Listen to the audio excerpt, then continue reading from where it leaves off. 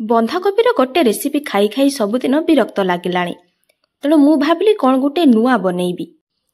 भाबु भाबु मनरे idea आसिला काजू पकई बनैले केमिति हुअंता। तापरे आरंभ कली रसई। बंधाकोबी सह नेली बीन्स और बैगन आउ दीटा सीझा आलू जहाकु मु वीडियो रे देखैनी। तेबे चलो एथर देखिबा केमिति कली रसई। प्रथमे पियाज को छोट छोट काटिदेली, तापरे रसुण छड़ेली, कंचा लंका नेली, जीरा गोटे चामच नेली, काजू अदा सबुको भाजीदेली। तापरे कड़ाई रे तेल पकेइली, टिके लुण देली, तापरे बीन्स कोबी को अल्प आंचरे हल्का भाजीदेली। ताकू गोटे जगार काढ़ीदेली।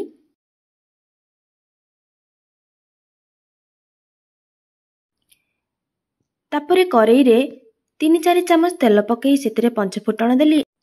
मिक्सचर ग्राइंड करिथिबा सबु मसला को पकेइली। ता सह पकेइली एवरेस्ट सब्जी मसला एवं गरम मसला। मसला रो तेल छाड़ीबा पर्यंत भाजिली। तापरे सेथिरे प्रथमे सीझा आलू पकेइली, तापरे जो फ्राई करिथिबा मिक्स कोबी आउ बीन्स को पकेइली, तापरे बैगण पकेइली। अल्प पानी देकी ताकू 15-20 मिनिट सिझाई। या परे मो रेसिपी कंप्लीट हो गला एवं मु ताकू गरम गरम रोटी रे परसी खाइली। बहुत ही टेस्टी लागिला। यदि मो वीडियो भल लागिला तेबे लाइक शेयर कमेंट करिवे एवं सब्सक्राइब करिया को भूलिबे नाही।